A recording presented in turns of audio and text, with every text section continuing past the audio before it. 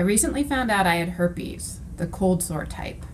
I've never had an outbreak down south before. My boyfriend and I are sexually active and perform oral on each other. Could I give it to him? Okay, I love talking about herpes. Not because herpes is awesome, herpes is not fun, but it is a really interesting virus. Yes.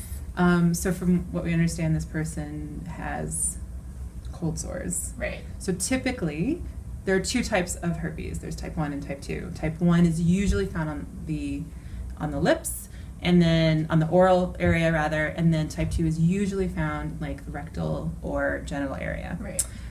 Both can live in other places, which can be hard to understand sometimes, and it's a hard thing too, because it's definitely it's not very black and white talking about herpes. So this person has never had an outbreak and is concerned about performing oral, I think, on their partner, Right.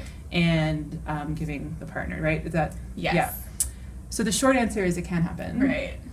Herpes can transmit when there is not an outbreak, but it is far less unlikely to Right. happen that way than when there is an outbreak going on. Right. So what are things this person could do to reduce the chance of transmitting herpes to their partner during oral sex? Really good question. People usually know when they have an outbreak coming. There are these symptoms called like the prodromal symptoms, where this tingling. So I had actually a patient once referred to it as the spidey sense before their outbreak. So there's this tingling that can happen, and you can start taking medication to help suppress the outbreak very quickly as soon as you start feeling these symptoms, and that's a great way to reduce it.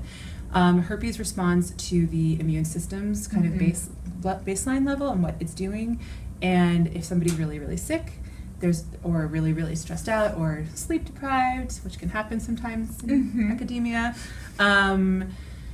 there's a greater chance that there can be an outbreak, and sort of tracking their health and making sure that they're eating enough and making sure that they're getting enough sleep and all of that stuff.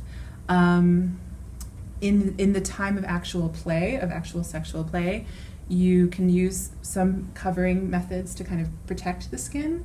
Condoms won't offer that protection because it is skin-to-skin contact with where the virus exists. But also, you can communicate with your partner and really kind of make sure that you're tracking when there are outbreaks happening, and discuss what the partner's comfort level is with the potential risk of being exposed, because it's not guaranteed that they'll be exposed. But being really open about that. In cases where people have outbreaks all the time, you can actually take suppressive therapy if you needed to. Those are kind of the things that come to mind. What about you? What are your thoughts? Anything else communication-wise? Yeah, I think just being really open with your partner is great before the acts take place, as opposed to after. If you already know that you have herpes, I think it's really important to disclose that. Yeah, I think it's an unfortunate thing because there's so much stigma around herpes, and there are a lot of people who feel that they can't be intimate anymore, and that's not true. It might mean that they need to kind of evolve in how they're approaching it with people, and if they are dismissed by someone because of this diagnosis, then I don't think that person is worthwhile of their time or sexual play. Agree. Yeah.